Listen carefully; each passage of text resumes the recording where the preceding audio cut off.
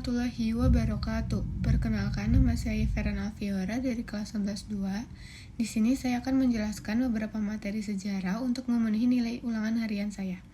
Materi pertama VOC, yang kedua kekuasaan Republik Batak di Indonesia, yang ketiga kekuasaan Inggris di Indonesia, yang keempat sistem tanam paksa, yang kelima politik pintu terbuka, dan yang terakhir yaitu politik etis.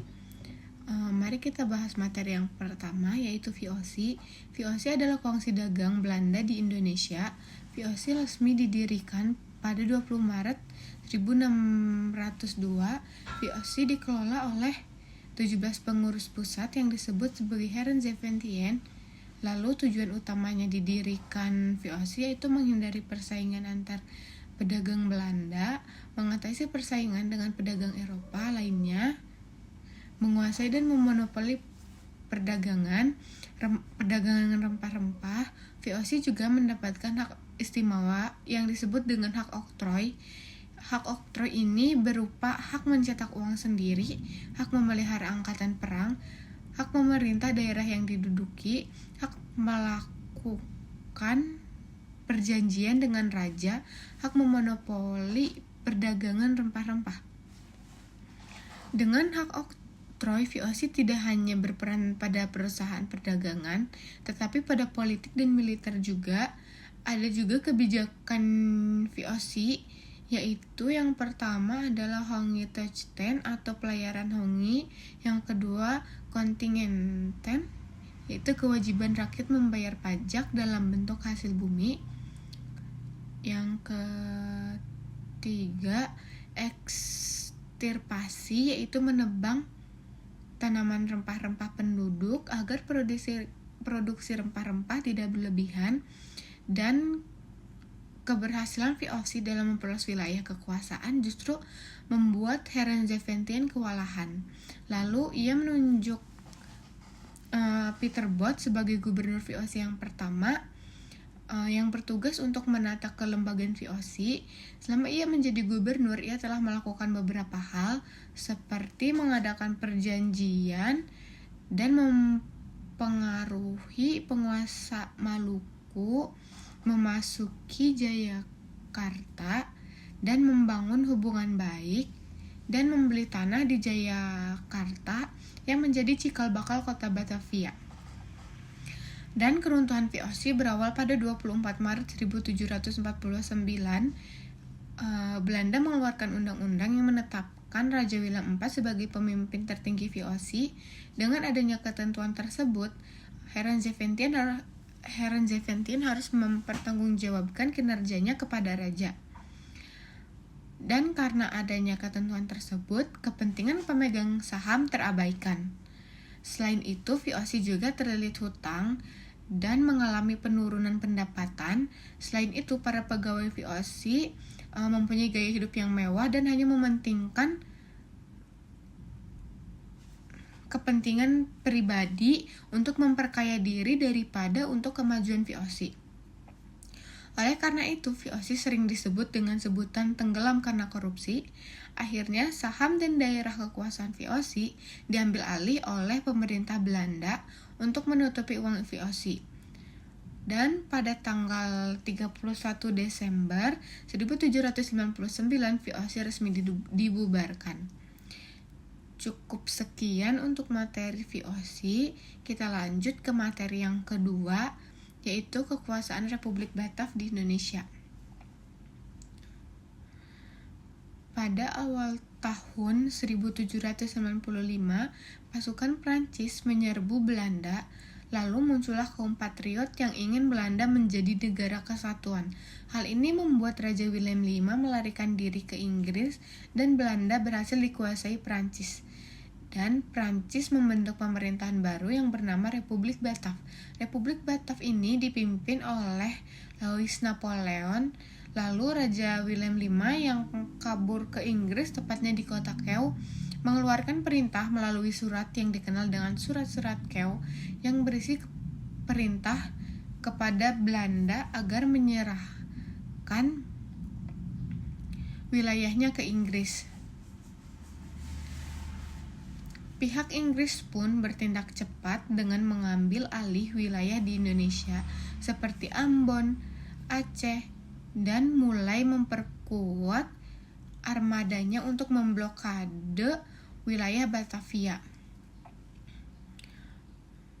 Republik Batav tidak hanya diam dan ingin segera mengambil alih seluruh daerah bekas kekuasaan VOC di Kepulauan Nusantara. Louis Napoleon menunjuk seseorang untuk memimpin pemerintahan Belanda di Indonesia.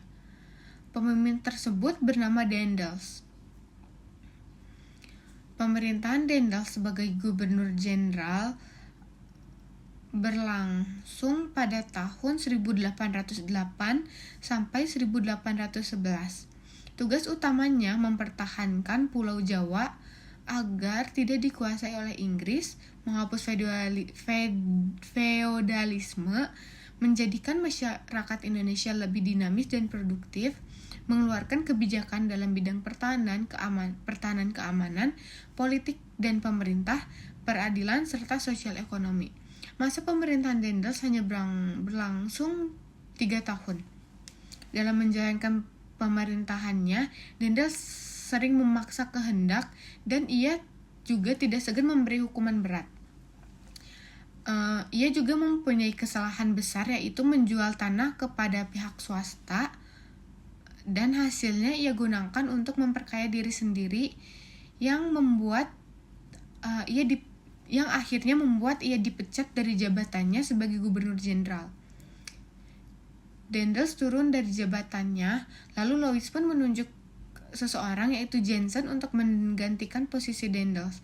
Jensen adalah politikus Belanda. Pada tahun 1806, ia terusir karena wilayahnya dikuasai Inggris. Jensen ditugaskan ke Indonesia tahun 1811 untuk mempertahankan Jawa dari Inggris dan memperbaiki keadaan wilayah yang ditinggalkan Daendels. Namun ternyata Jensen tidak dapat berbuat banyak seperti yang diharapkan oleh Republik Batav, yang mengakibatkan serangan Inggris di Batavia pada 4 Agustus tidak dapat ditahan. Akhirnya pada 26 Agustus Batavia berhasil dikuasai Inggris dan pasukan Jensen pun mundur sampai ke Semarang dan ia meminta bantuan kepada Tuan Legiun Mangkunegara. Tuan Legiun Mangkunegara adalah sebuah angkatan bersenjata yang dibentuk Daendels untuk memukul pasukan Inggris, tetapi pasukan Inggris lebih kuat dan akhirnya Inggris berhasil mengalahkan pasukan Jensen. Dan pada 18 September 1811, Belanda dipaksa menandatangani Perjanjian Tuntang. Pada perjanjian ini, Belanda mengakui kekalahannya.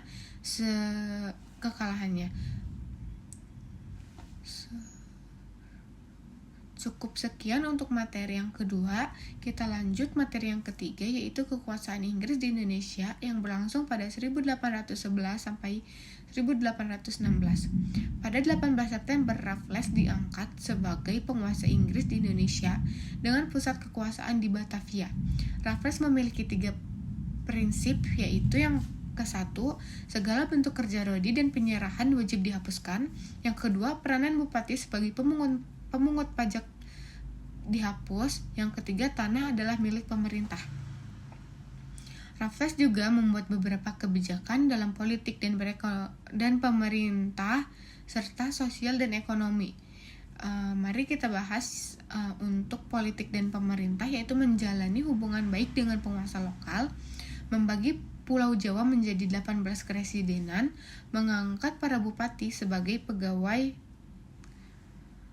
pemerintah, mendapat gaji dalam bentuk uang tunai, dan selanjutnya sosial dan ekonomi, yaitu yang pertama menghapus segala bentuk penyerahan wajib, kedua menghapus sistem kerja rodi dan perbudakan, ketiga memonopoli garam, menjual tanah kepada swasta, dan melanjutkan penanaman kopi. Yang keempat, memberi kebebasan dalam usaha perdagangan, dan yang terakhir yaitu memberlakukan sistem sewa tanah atau disebut juga dengan land rent memiliki ketentuan, yaitu petani harus menyewa tanah meskipun ia pemilik tanah tersebut. Harga sewa tanah berdasarkan dengan kondisi tanah. Pembayaran sewa tanah dilakukan dengan uang tunai. Lalu Raffles menempatkan desa sebagai unit administrasi pemerintahan agar desa menjadi lebih terbuka dan menjadi lebih berkembang. Jika desa berkembang, produksi meningkat dan hidup rakyat membaik hingga hasil penarikan pajak tanah membesar. Namun Raffles juga memiliki banyak kendala seperti kurangnya pengawasan pemerintah. Peran kepala desa dan bupati lebih kuat dibandingkan dengan asisten residen Inggris, sulit lepas dari budaya penjajahan dan juga pemerintahan. Raffles kurang memuaskan dalam memberikan keuntungan bagi pemerintahan Inggris. Oleh karena itu, pada tahun 1815 Raffles digantikan oleh John Vendale. Pada tahun 1816 Jawa diserahkan ke Belanda. Lalu materi yang keempat yaitu sistem tanam paksa dan sistem usaha swasta. Sejak masa awal kekuasaannya, kondisi perekonomian Belanda maupun tanah jajahannya sedang krisis. Lalu pada tahun 1829 seorang tokoh bernama Van den Bosch mengajukan usulan kepada Raja Belanda mengenai sistem politik dan ekonomi. Menurut Van den Bosch, memperbaiki perekonomian Belanda harus dilakukan penanaman tanaman di tanah jajahan dan memanfaatkan kaum pribumi dengan cara kerja rodi. Konsep ini kemudian dikenal dengan istilah Kultursessel yang artinya tanam paksa.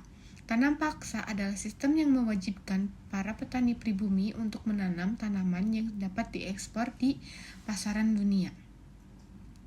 Ada beberapa ketentuan dalam tanam paksa, yaitu petani harus menyediakan setengah dari luas tanah miliknya, tanah yang digunakan bebas pajak, hasil panen wajib diserahkan kepada pemerintah, pekerja diawasi penguasa pribumi.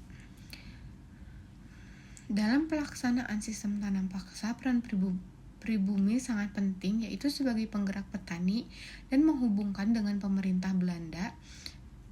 Juga pribumi diberi bonus atau disebut dengan kultur prosenten. Dapat dikatakan pelaksanaan tanam paksa umumnya tidak sesuai dengan ketentuan dan juga melanggar hak asasi manusia karena membawa penderitaan bagi rakyat pribumi. Sedangkan Belanda telah menikmati keuntungannya di atas penderitaan rakyat pribumi. Sistem tanam paksa menimbulkan pro dan kontra di kalangan elit politik Belanda. Lalu selanjutnya sistem usaha swasta. Sistem usaha swasta tetap membawa penderitaan bagi rakyat pribumi karena kerja paksa masih terus dilakukan atau kerja rodi masih terus dilakukan. Dan Belanda juga semakin gencar memaksa rakyat untuk membangun jalan raya, jembatan, rel kereta api, saluran irigasi, dan benteng. Lalu materi yang kelima yaitu politik pintu terbuka atau open door policy. Open door policy adalah kebijakan politik di mana perekonomian Indonesia dibuka kepada pihak swasta untuk mendorong pertumbuhan ekonomi dan meningkatkan kesejahteraan. Lalu ada beberapa latar belakangnya, yaitu penyimpangan tanam paksa yang membawa penderitaan rakyat, berkembangnya paham liberalisme sebagai akibat dari revolusi industri dan revolusi Perancis.